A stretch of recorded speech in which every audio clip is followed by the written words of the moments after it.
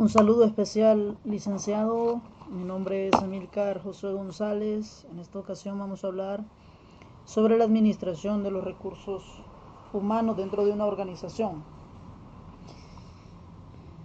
Bien, la administración de los recursos humanos es una estrategia que utilizan las organizaciones empresariales, ¿verdad?, con fines o sin fines de lucro, en el cumplimiento de las competencias entre gerentes, ¿verdad?, en el cumplimiento de las estructuras gerenciales, en el cumplimiento de las tomas de decisiones, de equipos de trabajo, mediante la operatividad, ¿verdad?, y la responsabilidad de un gerente general.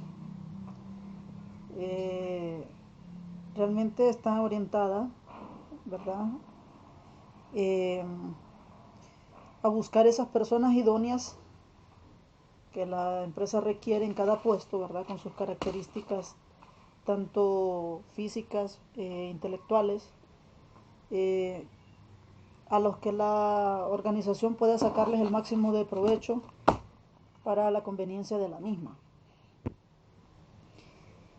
Hay algunos factores externos, ¿verdad?, que pueden afectar este proceso de administración de los recursos humanos. Entre ellos tenemos los sindicatos, ¿verdad?, que son unas organizaciones de trabajadores, los cuales se organizan, ¿verdad?, jurídicamente, tienen una personería jurídica, ¿verdad?, están constituidos como tal, una organización que defiende los derechos y las conquistas de los trabajadores de cualquier organización. Algunos ejemplos de ellos pues son, por ejemplo, el Consejo del Desarrollo Integral de la Mujer Campesina, que en sigla se designa como CODINCA, ¿verdad? También tenemos la Organización Campesina de Honduras, el OAC, y otras más reconocidas, más pequeñas, como el Sindicato de Trabajadores de la ANE, hoy EEH Honduras, ¿verdad? O como el Sindicato del Sistema Nacional de Acueductos y Alcantarillados, SANAA, entre otros, que son los más conocidos y con los cuales nos apoyamos para poder ejemplificar nada más qué son los sindicatos, ¿verdad? También tenemos la tendencia demográfica, ¿verdad?, que es el efecto que causa en las empresas, bueno, las prácticas que tienen los empleados, ¿verdad?, por su puesto y por su función.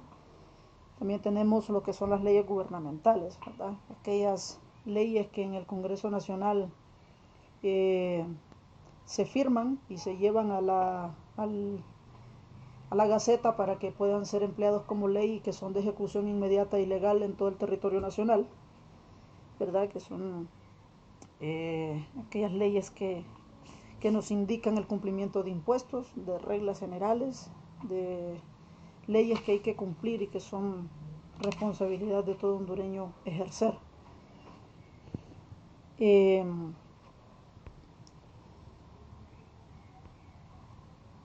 la planeación de los recursos humanos, ¿verdad?, que no es más que el proceso con el que los gerentes deciden contratar el número correcto de personas, ¿verdad?, en los lugares apropiados, en los momentos oportunos, a través de la planeación, ¿verdad?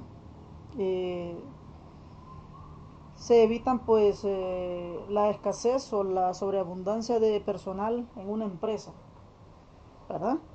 El gerente debe tener mucho, pero mucho cuidado con la contratación de personas, ¿verdad?, para que no haya sobreabundancia o no vaya a entrar en una necesidad inmediata en momentos inoportunos para necesitar un personal especializado en determinada área.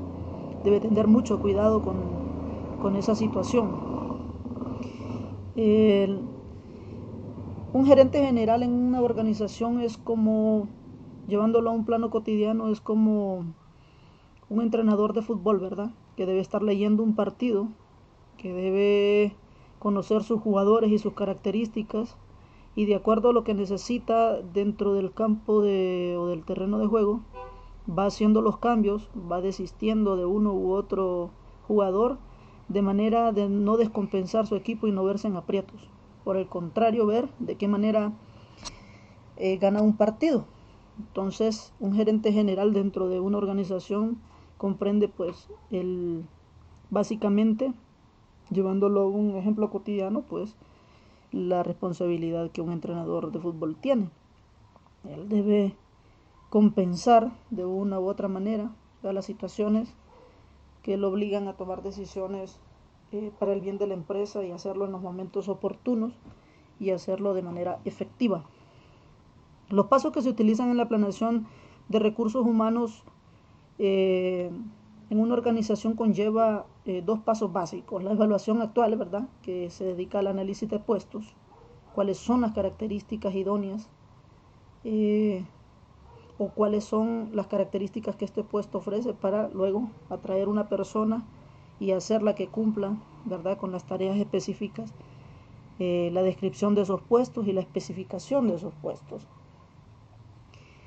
y el cumplimiento de las futuras necesidades de los recursos humanos, ¿verdad?, que es una misión de estrategias que tiene la organización, ¿verdad?, la necesidad de los clientes, ¿verdad?, los servicios que demandan los clientes, bueno, van a ser en buena medida la atenuante para que la empresa pues haga el cumplimiento de satisfactorio de estas necesidades futuras o inmediatas que tiene la organización. El reclutamiento de las personas es necesario, ¿verdad? Cuando una empresa necesita determinado personal, entonces acude a esta técnica, ¿verdad?, que es el reclutamiento, que es la localización del personal, identificar y atraer, ¿verdad?, a las personas que son idóneos para determinado puesto. Las personas que tienen más capacidades, que están instruidas de manera adecuada para realizar X o Y trabajo o tarea. La reducción del personal es una tarea difícil para cualquier gerente. Nunca, ni siquiera moralmente, será una tarea fácil. Algunos gerentes tratan de llevar a estas personas a otros puestos para no despedir personal, ¿verdad? Porque pues en vista de las necesidades que nuestra gente vive, de la alta tasa de desempleo que hay en el país, ¿verdad? Entonces, para un gerente de cualquier organización pues, siempre va a ser una tarea difícil despedir un personal. La mayoría optan por mandarlos a otras empresas o ponerlos en puestos diferentes con tal de no despedirlos, ¿verdad? Pero siempre hay aspectos legales que respetar, aunque el despido puede ser efectivo, siempre hay algunas reglas, artículos o leyes específicas que defienden a las personas como tales y las organizaciones, como ya decíamos, los sindicatos que protegen los derechos y las conquistas de los trabajadores. Pero sí, la organización puede hacer un despido efectivo siempre y cuando lo haga pues de acuerdo a los reglamentos que cada país dispone. La selección del personal también siempre va a ser, obviamente, después del reclutamiento, seleccionar las personas adecuadas, los candidatos, siempre va a ser una tarea necesaria, ¿verdad?, para poder llevar a cabo los contratos de ese personal que la empresa está necesitando. Debe hacer énfasis también en algunas actividades de selección, ¿verdad?, como reducir la probabilidad de cometer errores básicos, ¿verdad?, el rechazo o la aceptación de los clientes en base a los servicios o productos que la organización ofrece al público, y aumentar la probabilidad, obviamente, de las decisiones acertadas. Los gerentes siempre utilizan algunos mecanismos en ese sentido, como son las selecciones de personal, ¿verdad?, de personas más confiables y algunos filtros de entrevistas laborales que hacen al respecto. La orientación es un Es un término utilizado para preparar un nuevo empleado para su posición específica. Eh, lo introducen al campo, ¿verdad? O en el puesto de trabajo y se utiliza, ¿verdad?, para cierta orientación específica. Si tuviéramos que dar un ejemplo, podríamos decir de aquellas personas que son técnicos en un área y llevan o comparten en algún ciclo de la preparación profesional, comparten el mismo contenido. Para el hecho de las personas técnicas, por ejemplo, en lo que es electricidad, todos los que son bachilleratos en electrónica o en robótica, incluso en las universidades, ¿verdad? Mecatrónica, todas llevan como base la electricidad, pero todas tienen una orientación específica y los personales son, aunque llevan algunas clases básicas o algún conocimiento básico, pues todas tienen una orientación y se van específicamente a una rama de ello. En el caso de algunos, mecatrónica, robótica, electrónica general, electrónica solo en línea blanca, por poner ejemplos, ¿verdad? Estos solo son ejemplos a los que estoy dando para que entendamos lo que es una orientación. Los tipos de orientación pues dependen de un puesto de trabajo. La orientación siempre se hará, ¿verdad?, con el empleado en la unidad de trabajo, se enfatiza en las metas que él debe cumplir en su unidad de trabajo, en su puesto de trabajo, en el ambiente que lo rodea, ¿verdad? Cómo contribuye su actuar en esas metas para lograr en esa unidad de trabajo los objetivos pactados a través de un periodo de tiempo, ¿verdad? Y la presentación, obviamente, de sus compañeros de trabajo para que de esta manera, pues él puede estar más cómodo, pueda socializar. Las relaciones interpersonales siempre serán indispensables en una organización, porque esto conlleva eh, al, a que el trabajo sea óptimo, ¿verdad? Y que el ambiente sea adecuado y sea cómodo para lograr los términos de la confianza. Y la orientación organizacional informa a un nuevo empleado, ¿verdad?, al respecto de las metas generales de la compañía, su historia, su filosofía, su idiosincrasia, ¿verdad? Cuál es su orientación específica en la sociedad, cuál es su responsabilidad social, las reglas, los procedimientos, todo tipo de información que sea necesaria, pero que de manera más generalizada, ya no es solamente en su puesto de trabajo o su alrededor, en su unidad de trabajo, sino que ya es más una información respecto a las metas generales de la compañía. Importante, ¿verdad? Las capacitaciones a los empleados siempre será importante porque pues el ambiente de trabajo estará sujeto siempre a posibles cambios. Para hacer un ejemplo, los trabajadores de las organizaciones antes de la pandemia tenían un actuar, un manejo de sus puestos, y hoy hay que implementar nuevas medidas, ¿verdad? Tanto de seguridad, de bioseguridad, ¿verdad? De higiene, algunos protocolos de orden para ingresar a las empresas, para el trato de los clientes, para el ofrecimiento de los servicios o de los productos. Y entonces siempre será necesario, ¿verdad?, que los empleados estén recibiendo pues las capacitaciones adecuadas para atenderse a los cambios, ¿verdad?, y al mejoramiento de sus habilidades. Los tipos de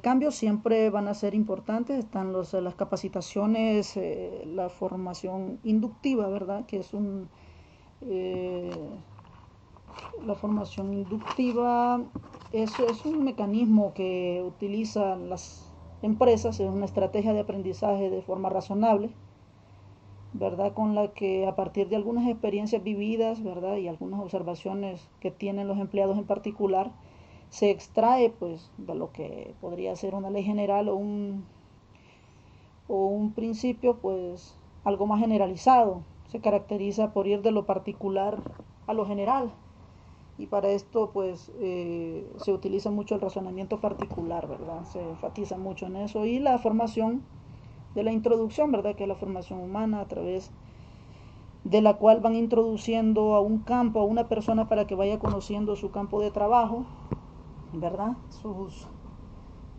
reglamentos, todas aquellas circunstancias que lo rodean para que pueda acoplarse de mejor manera a ese puesto de trabajo. El manejo del desempeño de los empleados también siempre será parte de esta organización de estrategias, parte de los pasos necesarios a tomar en cuenta, porque establece algunos estándares de desempeño utilizados para evaluar a los empleados, ¿verdad? Cómo cumplen sus metas, cómo trabajan, cómo se desenvuelven en su medio, ¿verdad? Y porque les permite de esta manera también emplear diferentes métodos de evaluación de desempeño. Los diferentes métodos de evaluación de desempeño son mediante, algunas empresas utilizan los BARS, ¿verdad? Los ensayos escritos, las escalas gráficas de clasificación, ¿verdad? Los incidentes críticos. Buscan, haciendo énfasis en cada uno de estos métodos, que el personal pueda acoplarse a la necesidad, ¿verdad? Al examen que le están poniendo para evaluar su capacidad de, de sobreponerse pues a las adversidades, ¿verdad? Que el mundo actual nos sobrepone. La compensación es un término que se utiliza para llamarle, ¿verdad?, una gratificación económica, monetaria que reciben los empleados, ¿verdad? Esta siempre va a depender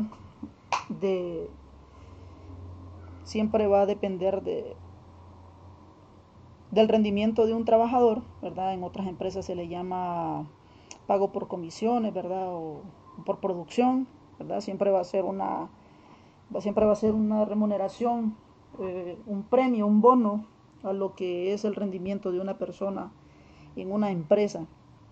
Los sistemas de pago basados en habilidades y variables, el sistema de pago variable tiene sus variantes, ¿verdad? Podría ser la autorización de un salario mínimo que varía de acuerdo a los lapsos de tiempo que pactan los gobiernos, ¿verdad? O podría llevarse a cabo mediante una negociación entre un patrono, ¿verdad?, y un empleado, y eso siempre va a variar y va a depender. Y la compensación de un empleado, ¿verdad?, que como decíamos anteriormente, va a ser dependiendo del desempeño que lleve. Si cumple metas, si ha realizado de manera favorable a la empresa su labor. Esto es todo por hoy, ¿verdad? Espero haber sido un poco explícito y claro, y les doy muchas gracias.